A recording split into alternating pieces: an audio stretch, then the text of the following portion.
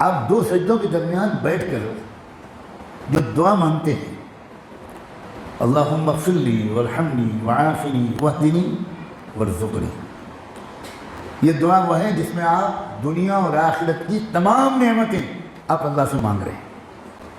لیکن کیا یہ دعا پڑھتے وقت آپ کو اس کے بعد کا استعجاب ہوتا ہے؟ کیوں نہیں بتائیے، میں بولا یار یہ کیوں نہیں ہوتا بھائی؟ یہ کیا ہے؟ یہ خود پریشانی ذہن میں کیوں نہیں آتی؟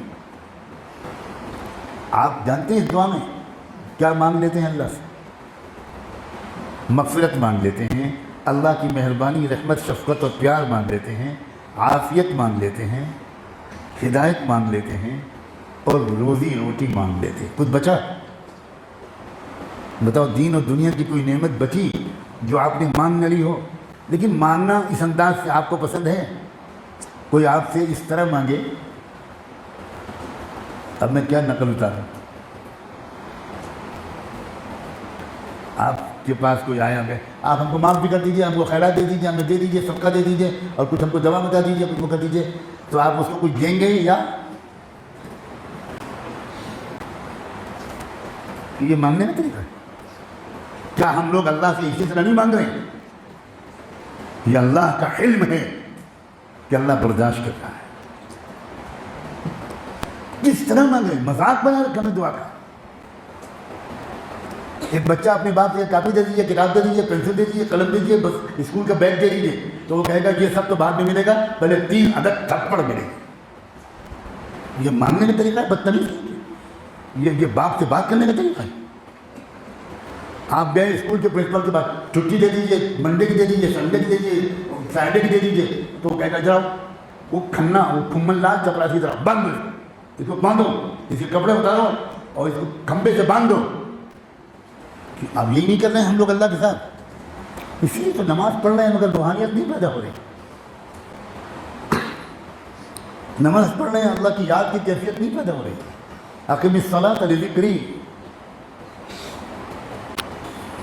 سب سے پہلے روز محشر نماز دیکھی جائے گی۔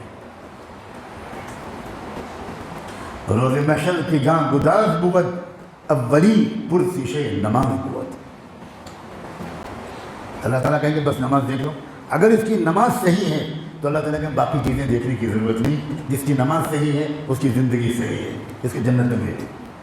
اور جس کی نماز گڑبڑ ہے، پڑھی تو ہے نماز اس نے لیکن نماز غفلت والی ہے، اللہ کہیں گے وقفوہم انہم مسئولون، روکو ان کو، ان کی ایک ایک بات کی تحقیق کرنی ہے، ان کا حساب کتاب لینا ہے، ان سے پوچھنا ہے۔ اس لیے کہ نماز اگر ان کی اچھی نہیں ہے تو اخلاق بھی خراب ہوں گے، یہ والدین کا دل دکھاتے ہوں گے، یہ ناپ تول میں کمی کرتے ہوں گے،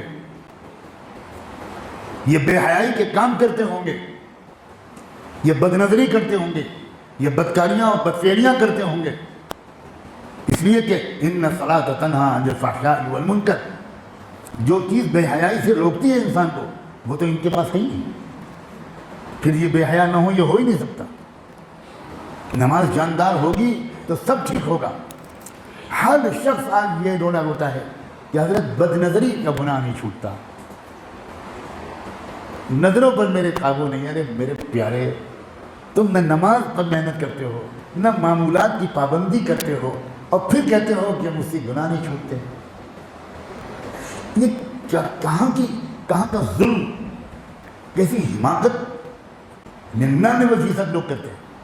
اپنی نماز اچھی بناؤ، اور پھر چیلنج کے ساتھ کہا جا سکتا ہے ساری دنیا کے شیطان مل کر ایک بار تمہاری نگاہ کسی نامحرم پر ارادے کے ساتھ نہیں اٹھنے دیں۔